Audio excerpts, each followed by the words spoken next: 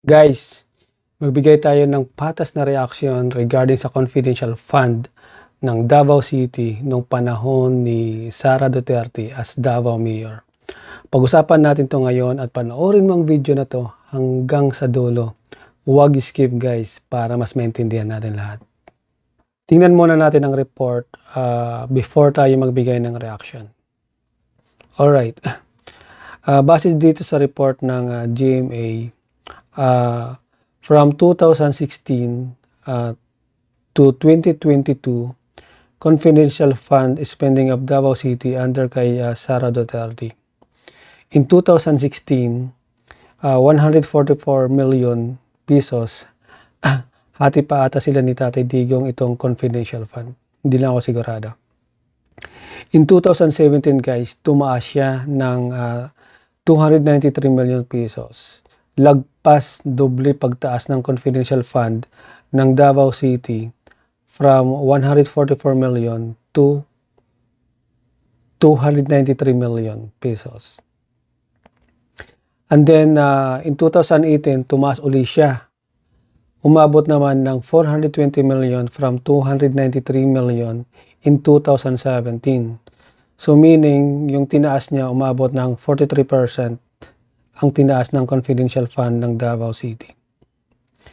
And then in 2019, tumaas uli up to 460 million pesos naman. Parang walang pumipigil sa pagtaas ng confidential fund ng Davao City. Pero sa bagay guys, panahon to ng administration ni Tatay Digong na tatay niya. And then in 2020 to 2022, same amount na guys, 460 million na kada taon. Baka meron nagsabi dito, oops, sumusubra ka na. Yearly ka na lang nagtatas ng confidential fund. Baka mayroong pumitik. Baka inaabuso mo si kabaitan ni Tatay Digong.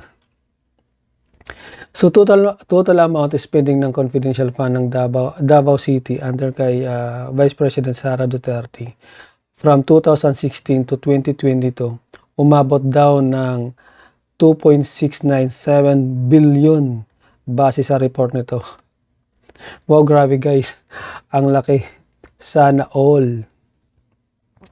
Base sa report naman na to ng CNN, top 2 richest daw cities ng Pilipinas such as Quezon City and Makati City. Meron lang daw 435 million and 1.249 billion respectively sa confidential funds in the past 7 years. So meaning guys, for Quezon City, ang yearly average niya na confidential fund umaabot lang ng 62 million. So laki nga ng difference sila sa Davao City. Whereas naman guys, pagdating sa Makati City, ang yearly average niya na lumalabas dito base sa total amount ng report na to, umaabot lang ng 178 million. Laki rin ang difference nila versus Davao City. Another report ng GMA7, year 2022 daw, confidential expenses ng 10 mayaman na syudad in 2021. Number 1 talaga ang Davao City sa laki ng confidential fund. Almost double siya sa Makati City. Almost 4 times naman siya compared sa Manila. Mahigit 6 times naman siya sa Quezon City. At saka nagpakitang gilas naman ang Pasig, Taguig at Mandaluyong City dahil wala silang confidential fund. Siguro inaasa lang nila sa law enforcement nila or sa mga kapulisan yung Pasig, Taguig at Mandaluyong City yung confidential fund nila. Sana all.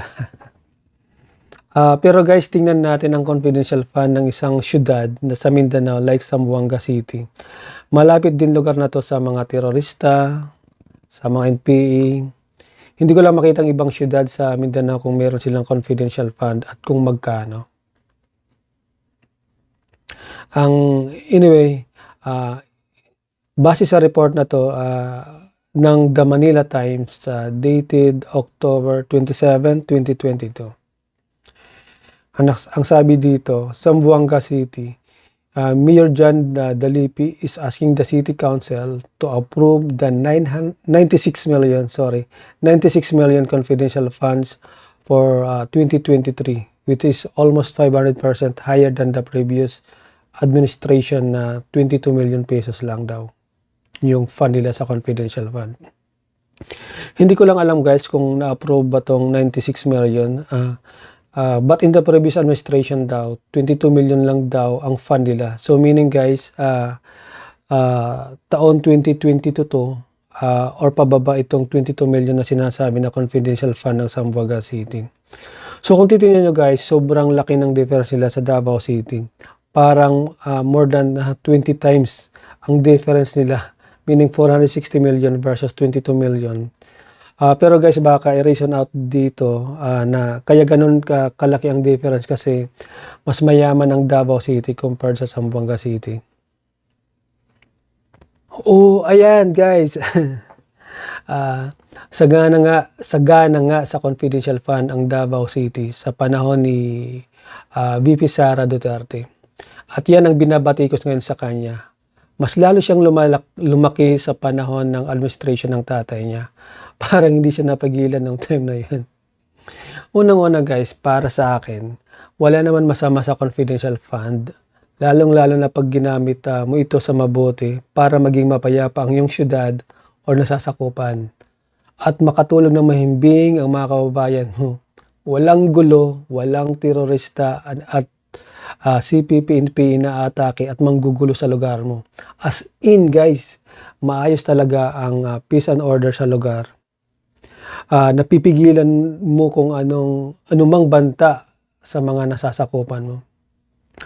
Ang problema lang dito guys para sa akin, pag naabuso at ninakaw lang ang pera ng taong bayan. Ang confidential fund kasi guys, prone talaga siya na maabuso at sa corruption. Ang hirap niya kasi i-audit kahit set ka pa ng maayos na guidelines at maglagay ng maayos na internal control structure para mapigilan ang mga anomalya dyan. Mahirap talaga guys. At saka mahirap din maghanap ng ebidensya kung ginamit sa masama ang confidential fund at nagkaroon ng corruption. Sa tingin nyo guys, anong sagot kaya ni VP Sara dito? Tatahimik na lang kaya siya or sasagutin niya ng maayos ang confidential fund na to? Actually guys, pwede niya sabihin, kunyari, sampahan nyo na lang ako ng kaso kung sa tingin nyo mayroon akong ginawang masama or katiwalian or mayroon akong ginawang pagnanakaw or ginamit ko yan sa katiwalian talagang confidential fund. Para sa akin guys, kung sino man or anumang grupo na magsasampa ng kaso laban kay VP Sara, sa tingin ko guys, mahirapan sila manalo sa kaso. Ang hirap kasi maghanap ng ebidensya dyan na ginamit ang fund nila sa katiwalian. Kaya guys, kung sino man yung grupo na yon, good luck na lang. Good luck na lang sa kanila na magsampa ng kaso laban kay VP Sara. Kasi mahirap talaga manalo guys. On the other hand naman guys, sa tingin ko naman, kailangan din sagutin ni VP Sara ang mainit na issue na to sa kanya. Otherwise, gagamitin to ng mga grupo na ayaw sa kanya manalo sa 2028 presidential election. Sisiraan at sisiraan talaga siya hanggat bumaba ang approval rating niya or trust rating niya at humina ang chance niya na manalo sa 2028 presidential election. At saka baka isipin din ng mga kababayan natin na meron talaga katiwalian nangyari pag hindi siya sumagot ng maayos regarding na sa issue na to na binabato sa kanya, itong confidential fund. Mainit na mainit talaga.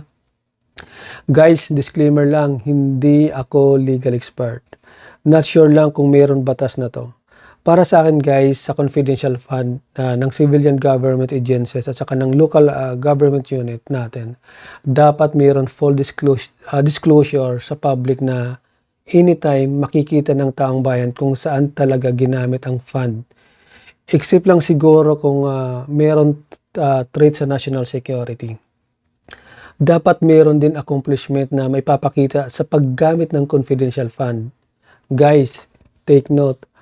magkaiba ang meaning ng confidential fund at saka ng intelligence fund. Or pwede rin guys, magkaroon tayo ng batas na bawal na magkaroon ng confidential fund ang civilian government agencies at saka local government unit natin. Or kung kailangan talaga ng confidential fund ang mga LGU natin, dapat mayroon limit at maximum amount lang na pwede allocate na confidential fund sa kanila.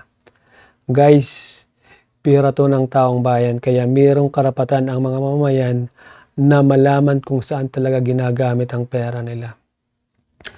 Ang hirap kasi nito guys, prone talaga siya na maambuso at saka sa corruption.